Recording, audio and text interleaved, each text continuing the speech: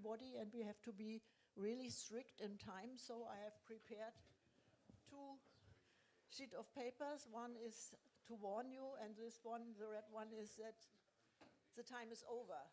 So because there are only 50 minutes to change to the next session, and if we go over this time, then everybody will collapse.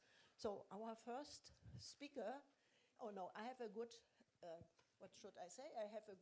We have a good or no, good bad news that our second speaker, Mr. David Laurie, will not give his talk. So we have some time more for everybody.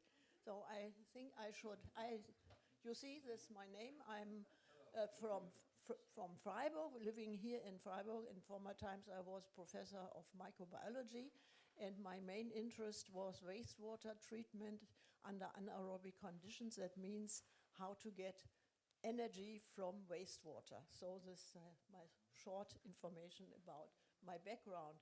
So I want to introduce our first speaker.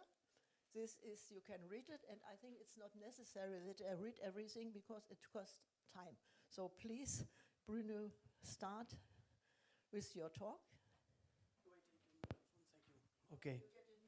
I have a new one. I don't know. It's okay with this, okay? Thank you. Hello, everybody. My name is Bruno Chareyron. I'm an engineer in nuclear physics and director of a private laboratory belonging to an NGO called CRIRAD.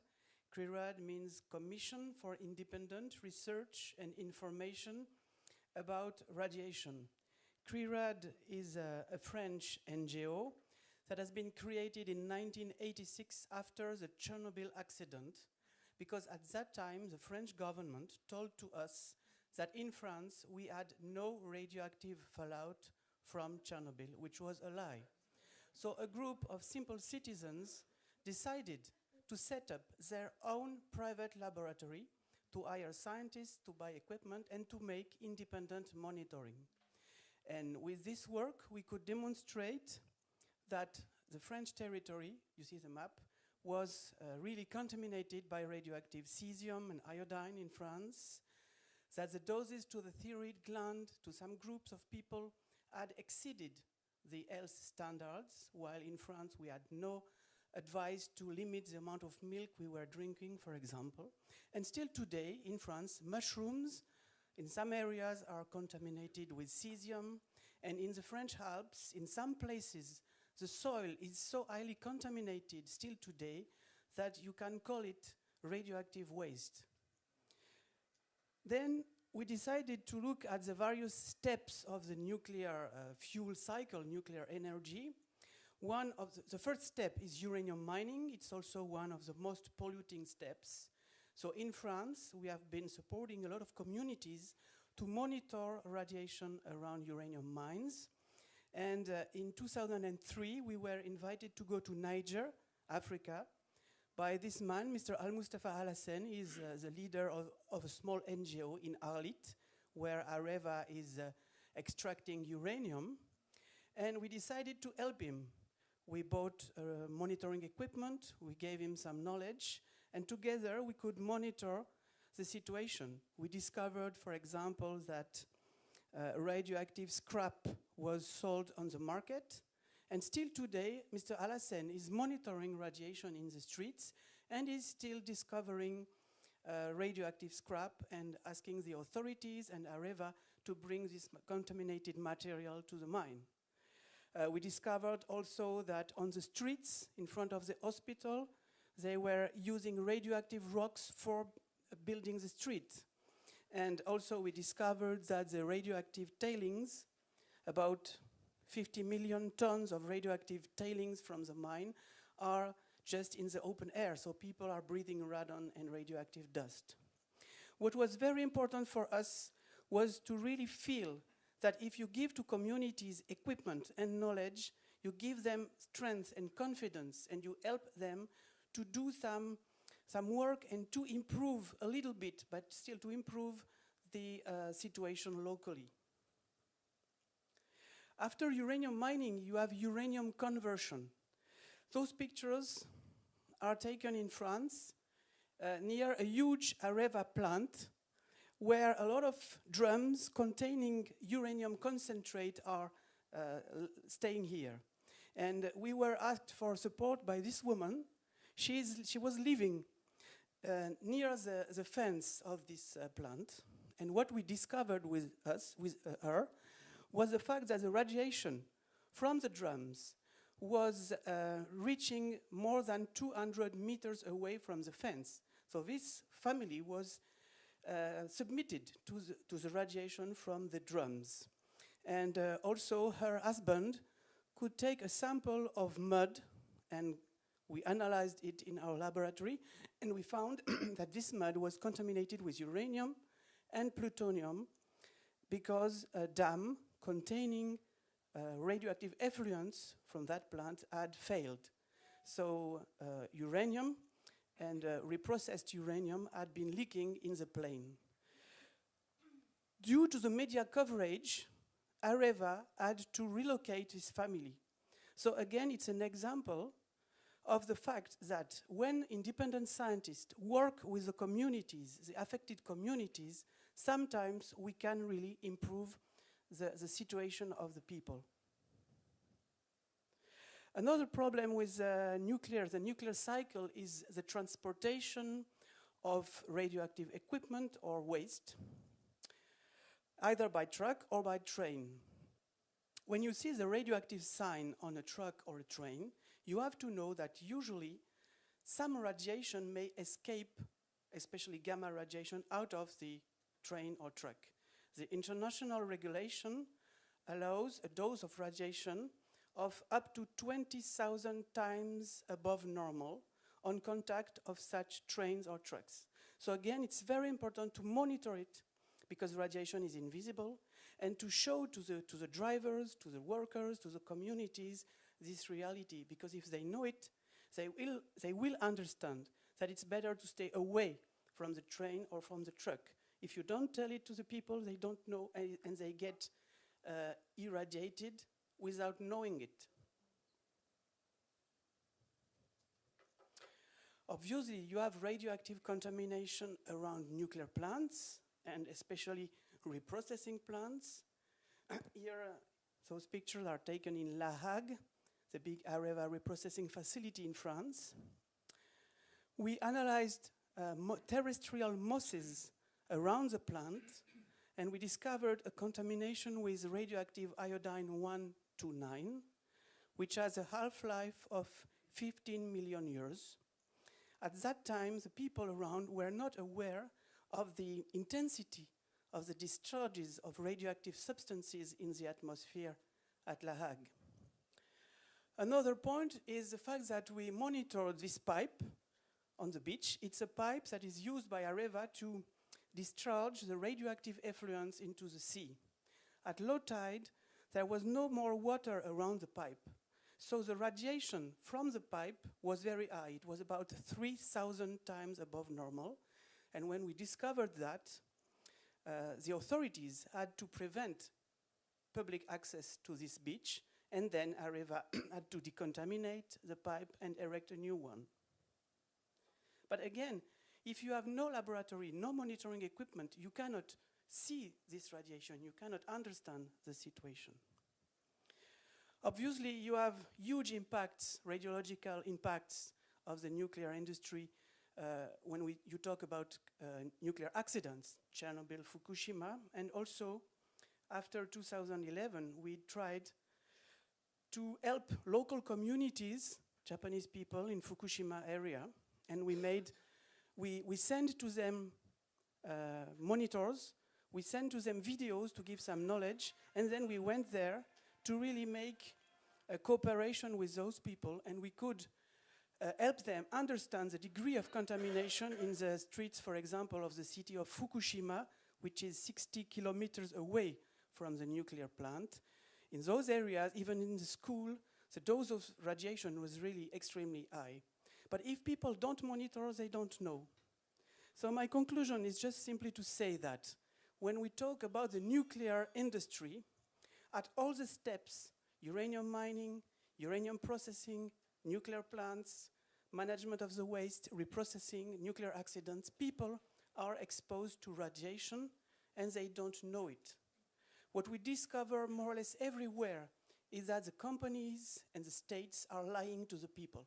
So it's extremely important to give to people knowledge, understanding, equipment, ability to make independent monitoring and to work with the communities that are affected. Because the communities know better than us the situation locally. They know where are the rivers, where are the discharge points, they know the workers, and in this case you can do a very good job. And what is especially important is to give confidence to the communities so that it's very important to give them the ability to fight. And we need to support them. Thank you very much.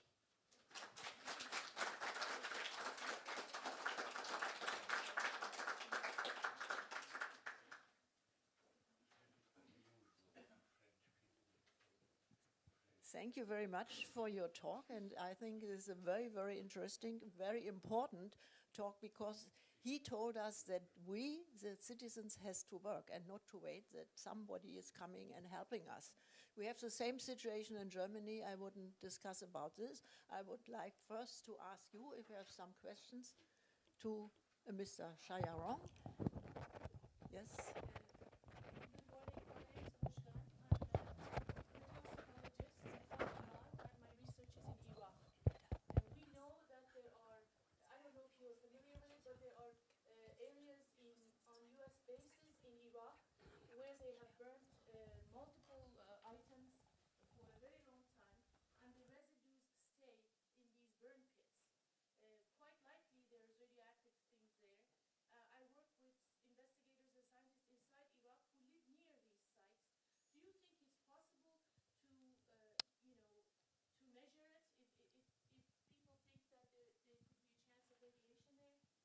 Yes, it's always possible to measure it, but depending on the type of radioactive substances and the amount of radioactive substances, sometimes it's easy to monitor with a very simple Geiger-Müller counter.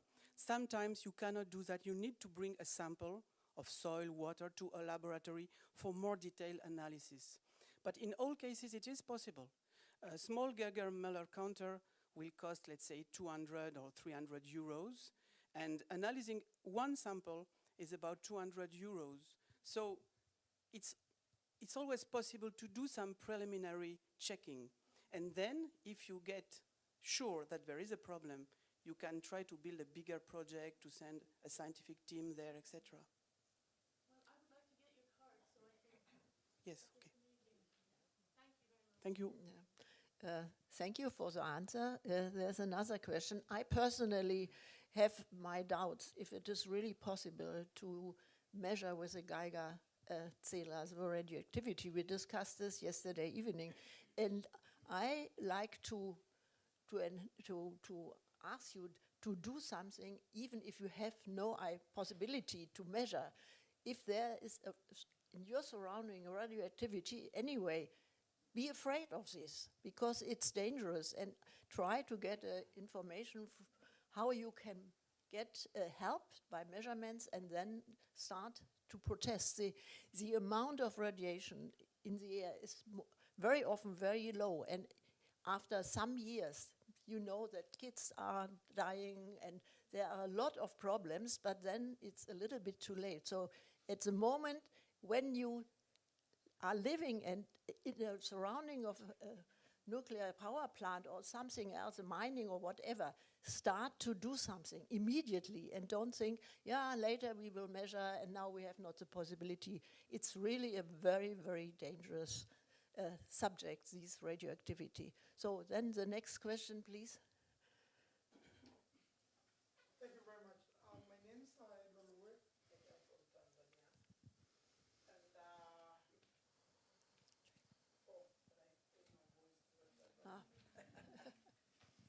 I come from Tanzania. My name is Edward Lore. I come from Tanzania.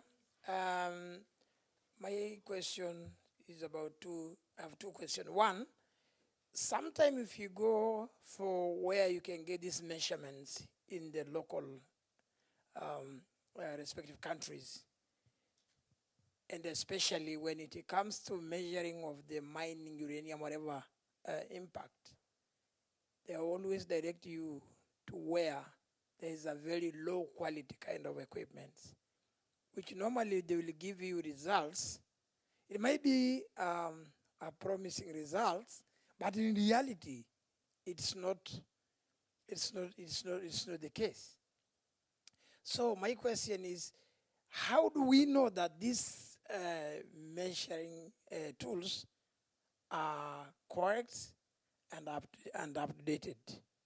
That's my first question. Second, when it comes to sharing of the results of what you measure and what you have gathered, I really appreciate the way you are using disseminating your information that you gathered from the research. But when it comes to political angle or policymakers' approach, sometimes what you have shown us, to me, it finds that it need more effort or more other techniques to channel that particular information. For example, most of the policymakers, they have no time to watch the video, DVD, or other whatever information. But we might also think how to use how to send a signal to the policymakers with the parliamentary whatever committees and things like that. Thank you so much. Thank you. For the first question, the quality of monitoring. At CRIRAD, we are a private laboratory. We are agreed by the French Nuclear Safety Authority. So our monitoring of samples is recognized even by the French government. Then the small radiation monitors that we bring to the communities, we test them. So when we give a monitor to community, we know if we check that the monitor is accurate. We explain to the community what can you monitor with it and what can you not. For example, if we talk about Iraq and depleted uranium, you can monitor like if you have a small penetrator with like this size, you can detect it with even a small radiation monitor if it is a beta gamma. If it's only gamma, it's very difficult. So it's a part of the job to really understand the situation of this given community and give them the equipment that they need and the knowledge that they need. Second, what is very important is the media coverage. In France and abroad, we only win some victories if we have a media coverage. In the case of Niger in 2003, immediately after our mission, we made a press conference in France. Areva is a French company. And this really launched a process where Areva had to give some, to answer some of the questions, and we could gain some improvements. Thank you for your short. I just wanted to say you can also you can monitor the plants. It's very easy, and for years they show you what radiation does to plant life. Yeah. I think we should discuss this in a short break we have, because it's a really serious problem, and we in Germany, we have a long tradition to fight against radioactivity, and you know, they are still protesting and so on, and we know how hard it is to convince first people in the surrounding and afterwards to convince the government to do something. It's really not that easy, and I want to support you and not to tell you, no, do nothing, you have no chance, but don't think that it is easy. You need, for the first moment, you need a lot of people who are convinced that this situation is really serious for themselves. So thank you for your talk, and then we have